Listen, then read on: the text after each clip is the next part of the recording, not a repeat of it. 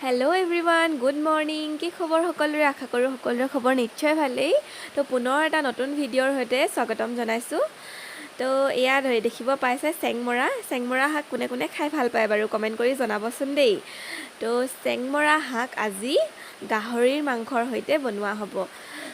তো সকলোৱে জানেই নহয় জানো গাহৰি মাংস কিদৰে বনায় তো আজি আমাৰ ষ্টাইলত কিদৰে বনাওঁ চেংমৰাৰ লগত তো ভিডিঅ'টো আগলৈ চাই থাকক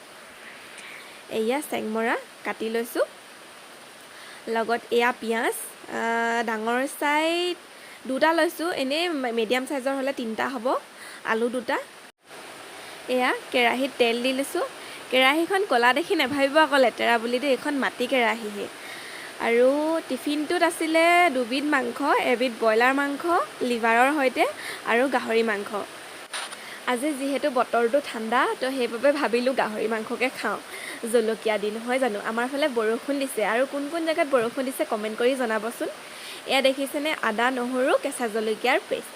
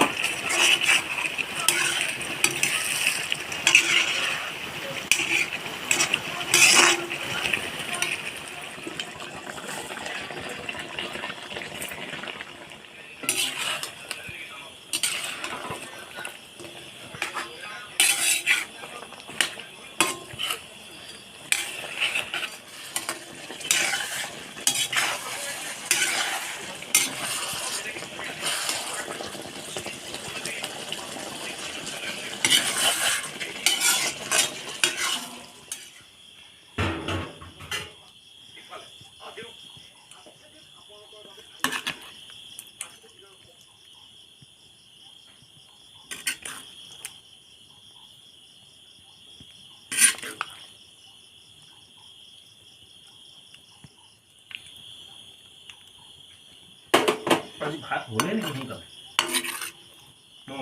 হ'ব ফটো নটাই নাই তো ফাইনেলি আমাৰ গাহৰি মাংস ৰেডি হৈ গ'ল তো কেনেকুৱা হৈছে কমেণ্ট কৰি জনাব দেই এয়া হৈছে কচু টেঙামৰা দাইল আৰু গাহৰি মাংস চেংমৰা আলু তাৰপৰা পুঠি মাছ খৰিচা দি ভাজিছিলে তো ভিডিঅ'টো চাই কেনেকুৱা পালে কমেণ্ট কৰি জনাব লগতে লাইক এটা কৰি থৈ যাব আৰু চেনেলটো এতিয়ালৈকে যদি ছাবস্ক্ৰাইব কৰা নাই ছাবস্ক্ৰাইব কৰি দিব থেংক ইউ